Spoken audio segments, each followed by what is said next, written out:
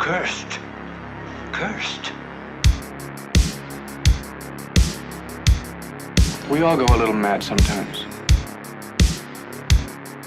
There's a formula to it. A very simple formula. I saw the boogeyman. I saw him outside. What's your favorite scary movie? Hey everybody, welcome to a brand new episode of Two Tears with me, Old Man Brad. Whether you are new to the show or returning for another episode, thank you so much for giving me a listen. If you love the show, drop me a review on your favorite podcast app or become a patron, patreon.com/oldmanbrad. Make sure you follow me on Letterboxd to see all my watches. Just look up Old Man Brad on Letterboxd. All right, so this week I have a new sci-fi action horror movie called Worldbreaker, which hits theaters January 30th. And I have an interview with the director, Brad Anderson, coming right at you. Excited for you to hear that. But before we dive into it, if you are in the Cincinnati area, come out to Frightful Fridays on the third Friday of the month. I'm so excited to be partnered with the Esquire Theater to host a horror screening each month. And our screening for February, coming up on February 20th, is Mario Bava's Blood and Black Lace. This is one of my favorite Mario Bava movies that I've seen. Black Sunday is my absolute favorite of his. This is probably my second favorite, but this is such a good giallo movie. If you've never seen Blood and Black Lace and you're in the area, come out February 20th at 10 p.m. and let's watch a movie together. All right, it's time to go fight some creatures in Worldbreaker. This world has been broken by an enemy we did not yet understand.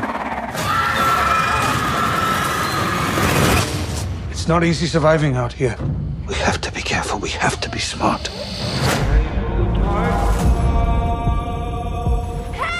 Hey! No, stop!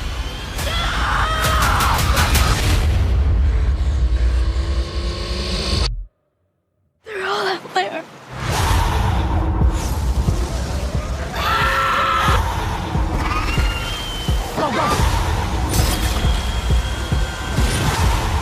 Together we're gonna slay every single breaker. And the world won't be broken anymore. A father hides his daughter on an island to keep her safe while he equips her for survival and the battles ahead.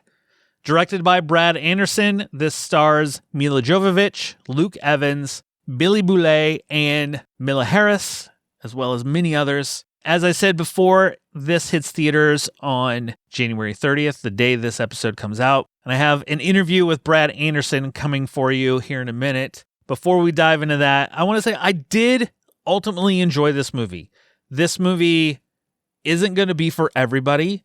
There will be a lot of people that don't like the slow burnness of it because there are moments where it is slow and moments where I wish there were more. I'll dive into that on the other side of the interview. But ultimately, I enjoyed this story of this father-daughter relationship trying to survive.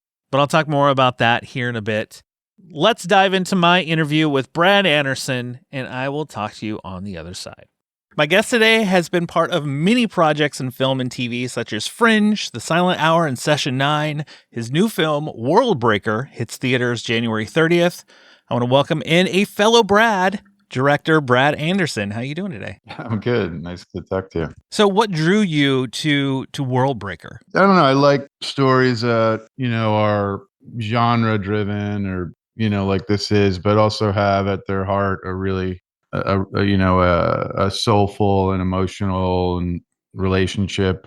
This is really a story about a father and daughter and how he's trying to kind of protect her and keep her safe from the horrors of the world. And she has to kind of rise up and kind of find her own voice and become a heroine in our story. In some respects, it's a post-apocalyptic kind of thriller, but in other ways, it's a relationship movie at its heart. And I think those are the kind of movies, and I've done others similar, that I like. I mean, it's sort of like finding a story that isn't just one note, that works on multiple levels. And when I read Josh's script, I was really moved by it, surprisingly. It's scary, it's creepy, it's fun, but it's also quite poignant. So that was part of what made me excited about doing it. And you mentioned how it has multiple pieces in it. I mean, it has moments of action, drama, it has that family dynamic, horror. How did you go about balancing all of that together? Well, some of that's in the, there's sort of inherent in the script itself, like the way it was structured, but also finding ways to even keep the moments that are the quiet, more relationship moments, always trying to kind of keep a level of tension or suspense sort of bubbling in the background. These are two people who are living on an island, trying to, a sanctuary away from the madness of what's going on in the world. But there's also always the prospect that awful horror is going to find them, So that was kind of part of the idea that, as much as you want to escape the horrors of the world, eventually they're going to catch up with you. I don't know. I think that's just part of in working it out with the actors and so forth, is finding ways to keep it both dramatic, but also suspenseful. Speaking of your actors, I mean, you have seasoned actors such as Mila Jovovich and Luke Evans, as well as, younger actors, Billy Boulay and Mila Harris. How did the movie really revolves around two of our characters most of the film? How did working with such a smaller cast in most of the film, how did that, can you speak to that? Yeah, well, first it's like casting. Luke Evans, who plays the dad, was someone I knew from his work and was excited to work with, and he was excited about the character. But finding his daughter, Billy Boulay, in this case, that was really critical, to find a girl who we could connect with and he could connect with, and you felt there was a chemistry between the two, between the father and the daughter. So we were, we auditioned multiple women to play that part, and Billy was just so real and just had such spunk, and she felt like a teenager, in a way, and a bit of a naive teenager, at least initially, who has to sort of learn the ropes from her dad. But I think, these kind of stories where it's very much, you're right, it's like core, it's really about the two of them. It's kind of a two-hander in a way. Mila is there, kind of in bookending the story, her mom, but it's really about Luke and Billy, the father and the daughter. And I like that because it's like, it kind of allows you to focus on, just two characters, and you can really dive deep into their relationship and the nuances of the relationship, and you're not kind of pulled away by multiple, ensemble cast. It's a smaller cast, which is, can be very satisfying, and when you're kind of hold up together and trying to find the right beats and trying to make the scenes work. And they were great. I mean, Billy was amazing, and Luke was just the best guy. So we all kind of connected both on and off screen. I mean, in a way, it's kind of a coming of age story for Billy's character, where she is from the beginning to where she ultimately ends up. Yeah. Were there any, I don't want to phrase this, experiences or anything that you brought to her, any examples you're like, hey, can we get our character to kind of move this way or that way to kind of help her out? I think, I worked with her a bit. I mean, Luke actually probably brought more to the equation in terms of helping her find that arc. But Billy herself, really responded to the character. She kind of is that character in a way. Like, I think, she's got a lot of verve and a lot of, she's curious and she's get really jazzed about stuff. But there's a slight level of naivete as well, just coming from just being younger, that she can naturally bring into it to a certain degree. But I think, personally, I try to find ways that the actors can draw off of their own lives or their own situations to channel that into the performance. I don't know what I can say about my own life that would connect with her. It's been quite different. Didn't live on an island, wasn't living battling monsters. You're not living on an island now. Yeah. But I think finding that for her character, like seeing how she rises to the occasion, like, and becomes and finds her legs, in a way, her voice and her sea legs, and is able to navigate the horrors that may lay ahead. You want to kind of leave the movie thinking that like she could become the next, kind of hero in our story, as she is, like her mom in a way. Yeah. That kind of yearning for her mother as well, who's sort of out of the equation most of the story, and they don't know if she's alive or dead. And so there's that kind of yearning throughout that Willa, her character, has, that I think that, any person can kind of connect with that feeling, wanting to rely on and have your parents, there together. It's almost like in some ways the movie is a little bit about, separation and then a return, by the end, like the family is sort of brought back together under perilous circumstances, but there's a little bit of a reunion by the end of it, which I kind of liked. I mean, I like as a product of, maybe I could channel a little bit into, my parents got divorced when I was very young. So this idea of being pulled back and forth between mother and father and wanting to have that family unit brought back together like Billy does in our story, was something I could connect with, and I think maybe responded to on a sort of unconscious level, maybe. I don't know. I wanted to ask, this was filmed in Northern Ireland. Yeah. How was it working within that landscape?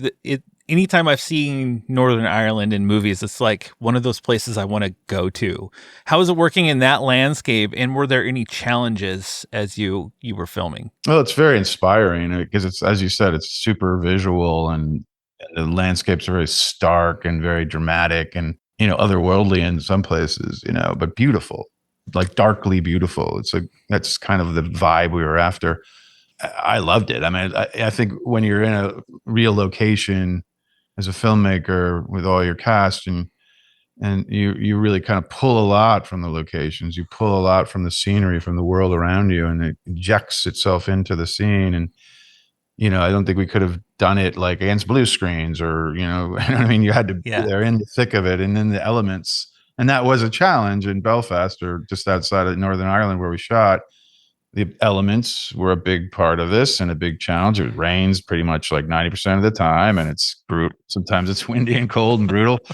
But there were a few scenes like where it was brutal and uncomfortable, literally, for everybody. But it kind of helped add the level of urgency and raise the stakes for the scenes, some of them. So for that, on that level, I think it was a good place to do it. I really fell in love with that world, that landscape. It's just really visually so stunning, you know. I mean, I think it kind of adds to the vibe of the film too, as seeing, because it almost makes you feel a little more isolated in a way because of the areas that we are. For sure. As we're kind of wind down, you know, this comes out January 30th for everyone to see. What are your hopes that audiences, when they go and see it, what do you hope audiences kind of take away from it? Well, I think just like what I said earlier, that, you know, a story that gives you both, it gives you as an audience member, you know, the more visceral thrills and scares that you might want from a sort of genre movie like this is, to a degree, but also lets you dive into and feel for and connect with the characters, particularly Billy's character. I also think like Billy is so good in the movie, Billy Boulay, and I hope this is a way that kind of puts her on the map more, because she deserves it, and she's still at the beginning of her career, I guess you could say. And I think this is a movie and a performance that's really really catches your eye. So I'm hoping that audiences will sort of notice her. I mean, I agree. I think Billy, there is a wonderful arc that she takes throughout the entire film, from where she starts to where she ends. Yeah. And she did a phenomenal, I mean, everybody did a phenomenal job in it. And, you know, lastly, I want to thank you, Brad, for taking time out of your day to chat with me about Worldbreaker. I wish you all the best with the film. Where can people kind of follow along to you to see what you have next or more about Worldbreaker or anything else? Well, I don't. I'm pretty social media, like, not really savvy in that department. I don't really have a Instagram. Okay. But I mean, like, you can just, I'm sure you just Google me. I mean, there's other projects that, for me and many filmmakers of my ilk, it's like, you've got 5 or 6 projects in the hopper and one hopes to go. But I got one that I think would be interesting to your viewers, which is, it's still in the works, but we hope to kick it into gear this year, is a George Romero zombie movie called Twilight of the Dead, which is a sort of the finale, if you will, of the George Romero zombie franchise. Mila might actually be in it. It's all kind of in the works. But anyhow, like, that's something that I'm hoping that we kick into gear later this year. So that would be a straight out kind of like cool horror movie, but still at the core of that one as well, of that story, which George wrote before he died as a treatment, and then it was made into a script, is a similar thing to Worldbreaker. It's a survival story about a mother and a daughter, not a father and a daughter, surviving on a boat at sea as the world has basically been, like, essentially taken over by zombies. It's the zombie apocalypse realized, and it's all about them having to sort of like use their wits and to survive the day. And it's also kind of got a similar tone to Worldbreaker, so maybe that's what drew me to it. But anyhow, that's something that's in the works. I'm hoping that happens. I look forward to it. Hopefully you will come back and chat that when that kind of happens. And thank you again for coming on the show and chatting about Worldbreaker. Everybody go check it out. Of course. My pleasure. I want to thank Brad again for coming on to chat with me. As always with these interviews, it's always awesome to get these short behind the scenes chats on these films and how they're made and everything else. Let's talk some more Worldbreaker. So this movie starts off, basically, the world's kind of gone to hell. We've been invaded by these creatures that have come from somewhere, and they can infect you. They mostly infect men, but can infect women, but it's not as common as the way they can infect men. So if you get bitten, or kind of like a zombie, you get bitten or blood or whatever, you can kind of rage and turn into one of these creatures. So Mila Jovovich kind of leads this army, and all the soldiers of this whole army are all made up of women, because it's less of a risk for them to go up against them, these breakers as they call them. It's less of a risk for them to go up against them than it is having men out there, which I like that piece of it. Like it added an interesting dynamic to this battle against these creatures. And then through this, you also have these stories. This man, the father, played by Luke Evans, he has these stories that he tells his daughter Willa, played by Billy Boulay. There's the legend of the Kodiak. The Kodiak was this great warrior that slaughtered many breakers, and they can be beat. We can beat them. It's kind of like one of those legends that you use to kind of amp people up. Willa and her father end up on an island, and this is all shot in Northern Ireland, which I said in my interview, and this is a place I would love to visit, because it is a very distinct landscape with the rocked beaches and everything else. And that's one thing that 100% give this movie. It looks awesome because the location is so cool. So while on the island, he's teaching her survival techniques, how to survive, what to do if things come up. You always destroy the brain, just kind of like a zombie. Even if you cut the head off, it's still alive, these creatures. And he tells these stories. He tells her stories all the time. So a lot of the movie it takes place on this island between the father and the daughter as she's learning, she's trying to survive. I mean, they're both trying to survive. And then you have another girl, Rosie, who shows up And what I love about this movie, I love the father-daughter connection through this movie. And it is very much a coming-to-age story where Willa starts out kind of as this almost timid young girl. And by the end, she's very much like her mother. Her mother is played by Mila Jovovich. She very much becomes that warrior type by the end, with everything that happens to her, the stories she's told, and things that happen to her along the way. There are some things that happen that I'm not going to tell you because I don't want to spoil them, but I liked her journey, and Billy Boulay, who plays this young girl, is fantastic in this role of taking this full circle turn to what she becomes. I mean, she starts telling stories to people in the legend of the Kodiak, who, when they show a little clip of it, looks like Paul Bunyan. He's got a big axe. He's got a flannel shirt, big beard. I was like, so it kind of paralleled that way for me. The one thing I wanted more from this movie, I like the simplified story of this, where it's just these two people on an island, and then they're trying to stay alive from what is happening in this world. Especially the beginning, there's a big battle at the beginning.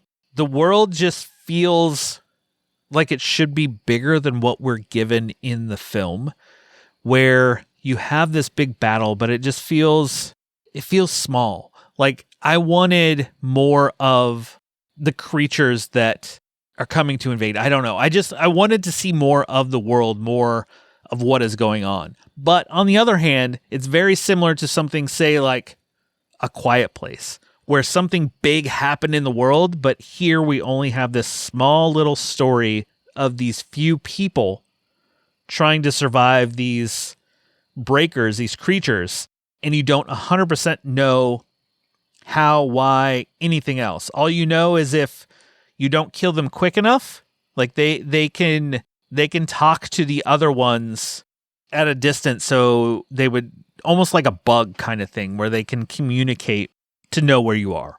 I love the creatures. That is the other complaint. I wanted more of the creatures. I wanted more of a creature kind of chase. When they're trapped on the island, or not trapped, but when they're staying on the island, some creatures do show up. Some things happen with the creatures. I wanted a little bit more of them. Wanted a little bit more suspense of the creatures. But then again, I like the story. I was hooked into this father-daughter relationship as he's trying to ensure that his daughter can make it through whatever is thrown at her. And then it turns out there, a fairly heartbreaking end, but she comes full circle in this piece. And I'm not going to give away everything that happens, but I did enjoy it. I thought it was a solid film. And I recommend checking out Worldbreaker. And as I do with, the movies I watch, I want to give you a double feature. And one that just kind of lands perfectly into this, not totally perfectly, but there are a few movies that land in this kind of shit's happened in the world. We're just trying to fight to survive, like I mentioned Quiet Place. And there are so many others. But what I would watch with this is a movie I actually really enjoy, and that is I Am Legend with Will Smith. But watch like the director's cut ending one, because the ending of that one is so much stronger than the theatrical ending that we got. But anyway, that's my double feature this week. I Am Legend with Worldbreaker. Go check them out. On my way out, I want to tell you about Anaconda. Be the first to watch the hilarious thrill ride Anaconda at Home, starring Jack Black, Paul Rudd, Steve Zahn, and Thandiwe Newton. Get it on digital today. And I have a couple digital codes for Anaconda if anybody's interested. It's on a first-come, first-served basis. Just email me, oldmanbradpodcast@gmail.com. Let me know. And if I still have them available, I will shoot one over to you. Well, that will do it for this episode of Tomb of Terrors. Just make sure you subscribe to the show so you never miss any episode of the show, whether it is a review, interviews, versus the yearly long 2026 year of Paul Nashi, which The first episode just dropped this week, and I have quite a few more coming. But make sure you subscribe to the show so you don't miss those. And also, subscribe over on YouTube because I have some additional series as Discs of the Damned, and there will be additional reviews over there throughout the year called More from the Tomb. Have a lot happening in 2026. I am so excited for it. But I'll be back soon. Just snuggle up in that blanket, turn off the lights, because it's okay to be scared. We'll talk to you later, everybody.